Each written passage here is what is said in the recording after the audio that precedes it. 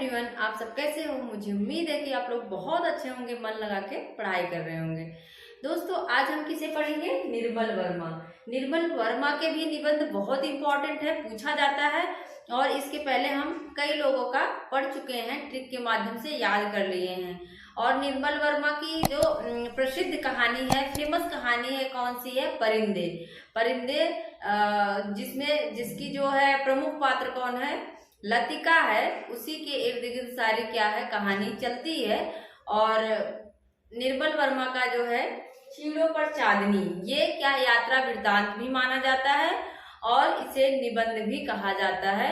आज हम इन्हीं के निबंधों को ट्रिक के माध्यम से याद करेंगे और मैंने समय भी लिख दिया है, कुछ के जो इम्पोर्टेंट है आप लोग उसको भी याद कर सकते हैं। तो हम अब देखते हैं, पहला कौन सा है? चीड़ों पर चांदनी। हर बारिश में शब्द और स्मृति, कला का जोखिम, ढलान से उतरते हुए शताब्दी के ढलते वर्षों में, दूसरे शब्दों में आदि अंत और आरंभ। ये वाला बहुत पूछा गया है और इसमें से भी पूछा गया है और इनका क्रम भी लगाने के लिए आता है नेट वगैरह में, या तो टीजीटी में ही अब आ सकता है।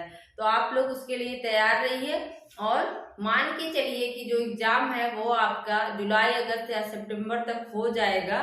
और आप लोग ये मत सोचो कि एग्जाम पता नहीं कब होगा, नहीं पढ़ना है। आप अपनी जो पढ़ाई है उसमें उसको लगातार कंटिन्यू चालू रखिए, क्योंकि एग्जाम कभी भी हो जाएगा। तो देखते हैं, चीड़ों पर चांदनी। अब हमारी क्या ट्रिक है? निर्मल। निर्मल से ही हम पकड़ेंगे। निर्मल क्या लगता है? चांदनी निर्मल लगती है कि नहीं? जो चांदनी है वो रात में कैसी लगती है? बहुत ही निर्मल लगती है, मन को बहुत ही अच्छा लगता है उसको देख के भी। चांदनी रात हो, जैसे पूरा चांद पूरा हो और उस समय रात में देखो तो सारा कुछ दिखता है एकदम दिन की तरह और बहुत ही अच्छा लगता है। तो चांदनी के निर्मल कैसे क्या लगता है? चांदनी लगती है। और चीड़ों पर चांदनी, और चांदनी कब स्वच्छ दिखती है? हर बारिश में। और जब बारिश हो जाती है तो उसके बाद चांदनी क्या है? बहुत स्वच्छ दिखती है।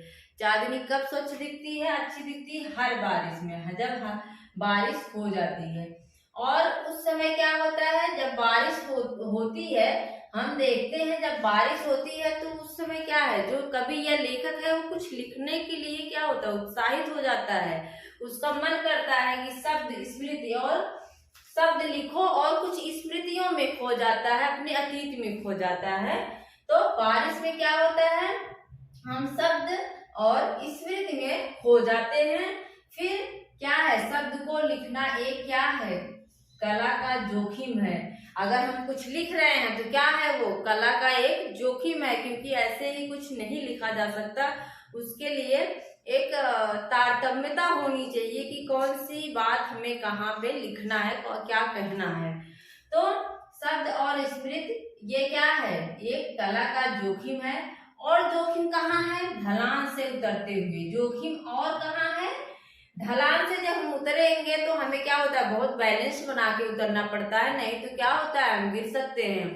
तो वही है, ढलान से उतरते हुए भी जोखिम है। और शताब्दी के ढलते वर्षों में, और जो शताब्दी का ढलता वर्ष है वहां भी क्या होता है? बहुत ही जोखिम होता है। फिर क्या है? दूसरे शब्दों में ढलान से उतरते हुए, फिर दूसरे शब्दों में आदि अंत और आरंभ। यही क्या है? हमारा आदि है।